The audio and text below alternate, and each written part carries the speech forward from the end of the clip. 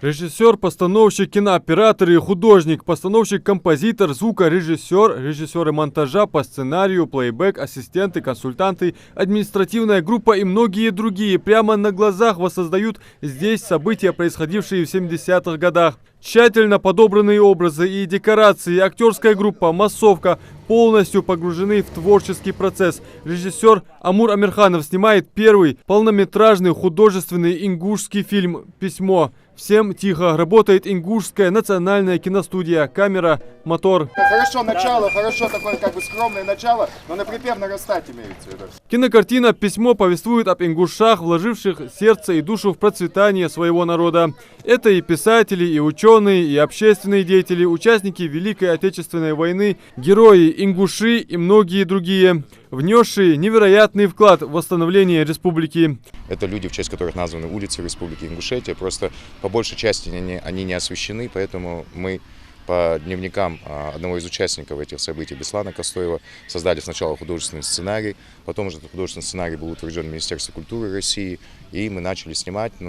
Так как происходят постоянно какие-то повышения бюджета, сейчас происходят разные такие события, поэтому, исходя из этого, конечно, наш бюджет увеличивается, и мы затянулись только из-за того, что мы не могли снимать постоянно, поэтому это растянулось на 2 года. Но сейчас Дал Яндали с помощью наших же людей, с помощью обычных ингушей, с помощью правительства Республики Ингушетия, вице-премьера Магомеда Евлоева, с помощью всевозможных служб Республики Ингушетия, мы уже с помощью Всевышнего двигаемся уже к финалу. Действия, согласно сценарию, разворачиваются в больнице в 70-х годах, и несведущий или не местный так сразу и не поймет, что в реальности это первая школа в селении Нестеровская. С этим постарался Сергей Богословский, художник, постановщик из Уфы. Мы приехали на территорию школы снимать больницу, то есть нам пришлось демонтировать все школьные, допустим, вывески и превратить это в больницу.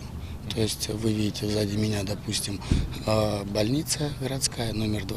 Вот это все мы здесь создали прямо на коленках, на земле. За час украсили. Помимо профессиональных кинодеятелей, помочь со съемками фильма вызвались знакомые, друзья и просто неравнодушные жители нашей республики. Кто-то предоставил старинные предметы интерьера, быта, помогали даже со стройматериалами, конечно, осознавая, что прямо сейчас творится история. На самом деле в нашей группе каждый проводит большой объем работы. Каждый занимается кто чем может, потому что мы, Ингушская национальная киностудия, мы сейчас в начале большого пути своего. Мы набираемся опыта. Для нас это интересно, сложно, но интересно, потому что мы понимаем ответственность и задачи, которые мы выполняем. Что все это делается для того, чтобы мир узнал о том, что была такая история. Юнус Мазиев, один из тех, кто помогает и словом, и делом, предоставил грузовой ЗИЛ и сам снимается в эпизоде. Южный поселок, Давайте за грузовиком, Казахстане, своим ходом, машин тигр.